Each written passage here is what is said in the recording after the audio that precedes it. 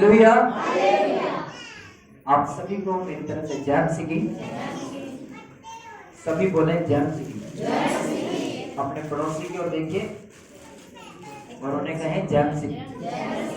हंस के कहिए जय मसीह की। और अपने पड़ोसी को पूछिए आप कैसे हैं, ठीक है? और जो ठीक है वो कहे हाँ मैं ठीक हूं।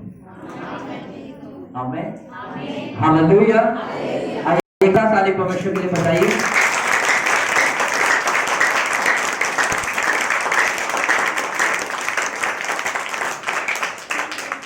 लास्ट संडे हमने क्या सीखा था? कितनों को याद है? बोलेगा नहीं कोई? कितनों को याद है? कितने लोग संडे आए थे पिछले? और अब वो अपने हाथ को नीचे कर लीजिए जिनको याद है। जिनको याद है वो अपने हाथ नीचे कर लीजिए, और जिनको नहीं याद वो ईमानदारी से अपना हाथ ऊंचा उठाइए। ईमानदारी से, क्योंकि हम परमेश्वर की हजूरी में हैं। ऊंचा उठाइए, ऊंचा। चलिए, मैं चाहता हूं जिन्होंने अभी हाथ उठाया वो अपनी आंखों को बंद करें। मैं उनके लिए प्रार्थना करूंगा कि परमेश्वर ने याद रखने की सामर्थ्य दे। हालेलुया। आइए अपनी आंखों को बंद करें। सभी कर लीजिए। सभी के लिए प्रार्थना करते हैं। सामर्थ्य परमेश्वर धन्यवाद देते हैं खुदावन, जितने लोग इस जगह पर हैं मैं विश्वास करता हूं कि आपने इनकी जिंदगियों को खुदा बदल दिया है। और प्रार्थना करता हूं खुदावंद हवा इन्हें ऐसी बुद्धि दीजिए जो याकूब की किताब 1:5 कहती है, जिसे बुद्धि की घटी है, बुद्धि की कमी है, वो परमेश्वर से मांगे जो बिना किसी उल्हाना दिए उदारता से देता है। मेरे खुदावंद हवा आज मेरे प्रभु जी इनकी जिंदगियों में मेरे खुदावंद हवा आप यह हवा परमेश्वर जी अपनी उस बुद्धि की सामर्थ्य को उठेल दीजिए ताकि आपके वचन को याद रख सके, क्योंकि आपका वचन कहता है मेरी प्रजा शैतान के कारण नाश नहीं होती, मेरी प्रजा ज्ञान ना होने की वजह से नाश होती है। प्रभु जी मैं प्रार्थना करता हूं जो इस संडे को ज्ञान इस जगह से लेकर जाते हैं शैतान इनकी जिंदगियों से चुराने ना पाए। और मैं प्रार्थना करता हूं कि बुद्धि को खुदावंद हवा आशीषित करें ताकि तेरे वचन को याद रख सकें और तेरा नाम ऊंचा हो। यीशु नाम में आमीन। हालेलुया। हालेलुया। थोड़ी धीमी आवाज में बोले हालेलुया। थोड़ी और धीमी आवाज में बोले हालेलुया। अपने दोनों हाथ नीचे करके बोलिए हालेलुया। अभी भी नीचे ही सभी दोनों हाथों को उठा के बोले हालेलुया। अपने पड़ोसी को बोलो जलाते नहीं पुत्रा। सो आइए आज हम वचन में चलते हैं। सबसे पहले आज हम सीखेंगे कि आराधना एक्चुअल में है क्या? क्या चीज? आराधना। अपने पड़ोसी को बोलो आराधना, यानी कि वर्शिप। क्या है वर्शिप? जब हम गीत गाते हैं उसका मतलब क्या है? सभी प्लीज कोई बातें ना करे, पीछे अपने बच्चों को संभालिए और शांत करवाइए। ध्यान से सुनिए। जब हम चर्च में आते हैं उससे पहले प्रार्थना चल रही होती है और उसके बाद वर्शिप शुरू होती है, वर्शिप के बाद वचन स्टार्ट होते हैं। ऐसा क्यों नहीं होता कि वर्शिप बाद में होती है और वचन पहले हो जाए? ऐसा हो सकता है? क्यों ऐसा क्यों नहीं हो सकता? क्योंकि बाइबल कहती है परमेश्वर की आराधना जब होती है तो बाइबल कहती है बंद मार्ग खुल जाते हैं। क्या होती है? बंद मार्ग खुल जाते हैं और जो शैतान के झगड़े हैं वो बंधनों से आजाद हो जाते हैं। क्या हो जाते हैं? आराधना एक ऐसा हथियार है हमारा जो शैतान के गढ़ों को तोड़ देता है, गिरा देता है। हालेलुया। हालेलुया। देखिए अगर मैं कोई सवाल करता हूं तो उसका आंसर जल्दी से दे दिया ताकि हम आगे बढ़ सके। आमीन। हालेलुया। तो हम आराधना पहले ही क्यों करते हैं? क्योंकि आराधना हमारा एक ऐसा हथियार है जो शैतान की विधियों को तोड़ देता है, हमारे बंद मार्गों को खोल देता है। हालेलुया। तीसरी बात, वो हमें अंदर से तैयार करता है। जैसे ही मेरा फोन लगा हुआ है, फोन मेरा भी स्टैंड के ऊपर है और इसके अंदर अगर चार्ज नहीं, अगर मेरा फोन 80%, 30%, 40% चार्ज नहीं है तो इसे मैं कभी यूज नहीं कर पाऊंगा। कर पाऊंगा? नहीं कर पाऊंगा। क्यों? क्योंकि इसके अंदर चार्जिंग नहीं है। जब इसे मैं अटैच करूंगा वायर के साथ और कनेक्ट करूंगा प्लग में, तो ये चार्ज होना शुरू होगा। वर्शिप हमें परमेश्वर के साथ जोड़ती है। क्या करती है? और बड़ी दुख की बात है कि बहुत सारे लोग आंखें खोल के इधर उधर देख रहे होते हैं। क्या कर रहे होते हैं? आंखें खोल के कभी इस तरफ देख रहे होते हैं, कभी उस तरफ देख रहे होते हैं। एक भाई को मैंने कहा कि भाई तू आंखें क्यों नहीं बंद करता? कहता आप कौन सा करते हो?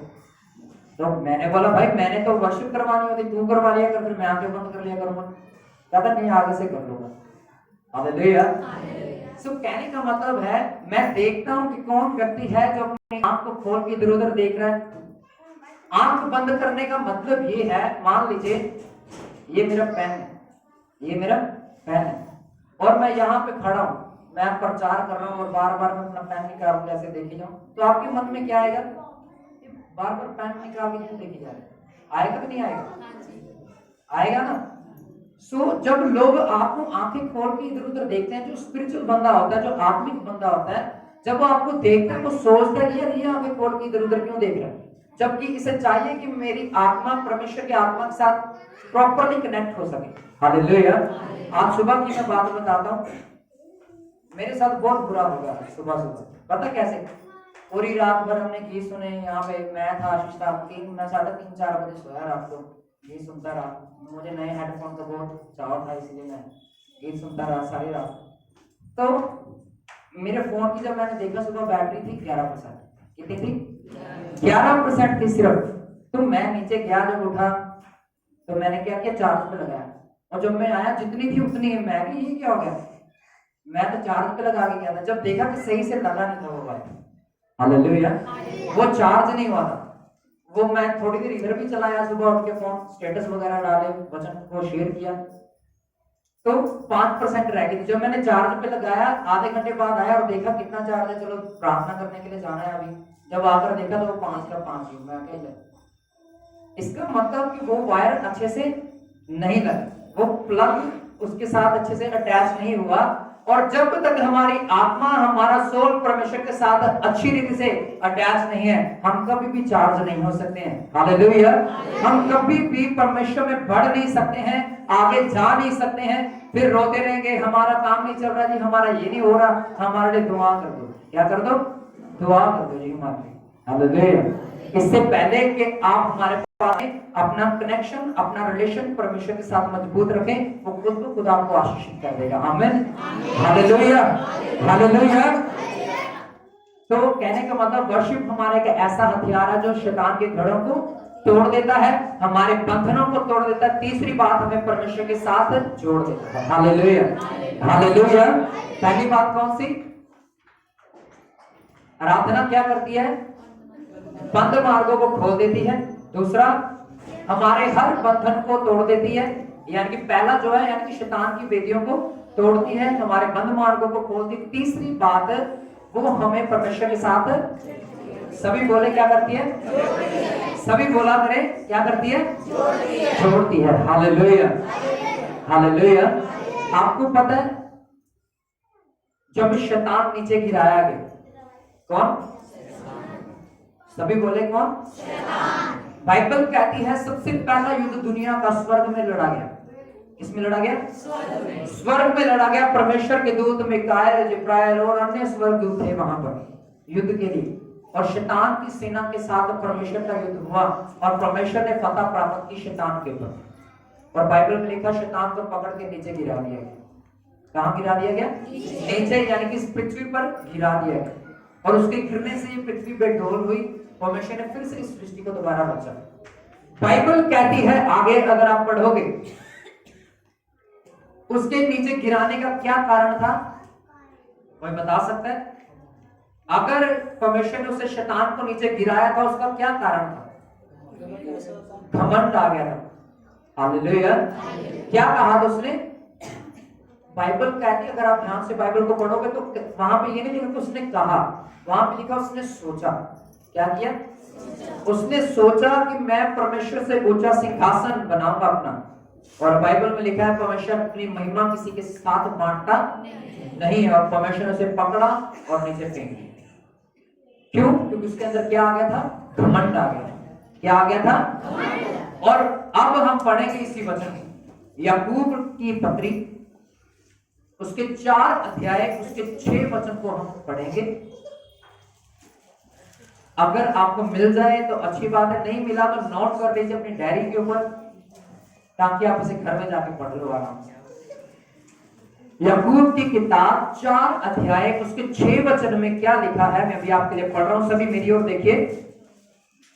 वह तो और भी अनुग्रह देता है, इस कारण यह लिखा है, परमेश्वर अभिमानियों का विरोध करता और दीनों पर अनुग्रह करता है। अभिमानियों का क्या करता है? सभी बोलिए, सभी बोलिए उच्च आवाज से। सभी ऊपर देखिए, 1 मिनट पहले मेरी तरफ अपने पड़ोसी को बोलो, परमेश्वर अभिमानियों का विरोध करता है और दीनों के ऊपर अनुग्रह करता है। Hallelujah, hallelujah. क्या करता है परमेश्वर? अभिमानियों का विरोध करता है और दीनों के ऊपर क्या करता है? अनुग्रह करता है। Hallelujah, hallelujah. आइए उस जीवित परमेश्वर के लिए मैं चाहता हूं अपने हाथों को उठा के जिंदा ताली बजाइए।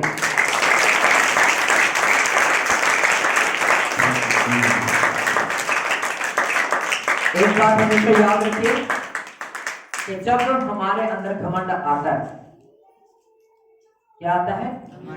परमेश्वर हमें भी गिराता है। क्या करता है? क्या करता है? बाइबल में लिखा, परमेश्वर अभिमानियों का विरोध करता है और दीनों पर क्या करता है? अनुग्रह करता है।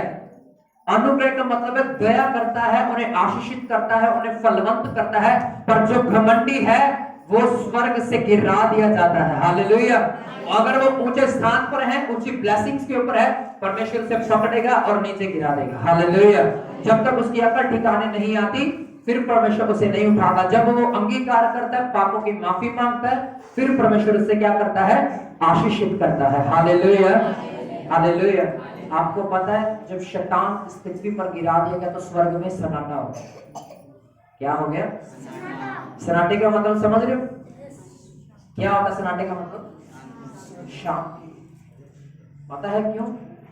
क्योंकि एक हिस्सा आराधना का उस जगह से निकल चुका है। हालेलुया। और जो 33 करोड़ उसके साथ गिराए गए, बाइबल कहती है वो एक हिस्सा यानी कि 1/3 उसी के अंडर में रह के काम करने वाले वो स्वर्गदूत थे। किसके साथ? जिसे हम आज शैतान के नाम से जानते हैं। शैतान का पहला नाम क्या था? लूसीफर। हालेलुया। लूसीफर के साथ जितने स्वर्गदूत काम करते थे वो सब अब करप्ट हो चुके थे। अब वो सभी के अंदर पाप आ चुका था। परमेश्वर ने उन सभी को पकड़ा और सभी को पृथ्वी पर गिरा दिया। हालेलुया। और बाइबल में लिखा कि इस स्वर्ग में क्या हो गया? सन्नाटा हो गया।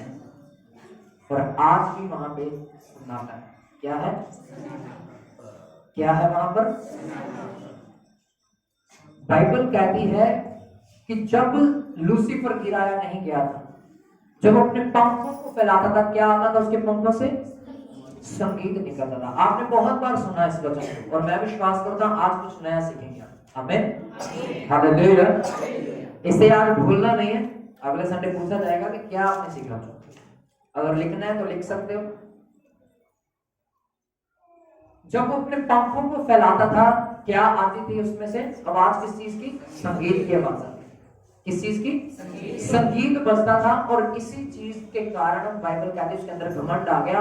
उसको लगा शायद परमेश्वर मेरे संगीत के कारण ही आराधना में मगन रहता है। हालेलुया। उसके अंदर ये बात का घमंड आ गया कि मैं बहुत ज्यादा सुंदर हूं, सारे स्वर्ग तो मेरे सामने झुककर मुझे प्रणाम करते हैं, और जब मैं उड़ता हूं तो मेरे पंखों से संगीत निकलता है। और क्या होता है? परमेश्वर क्या करता है? आनंदित होता है। Hallelujah, hallelujah.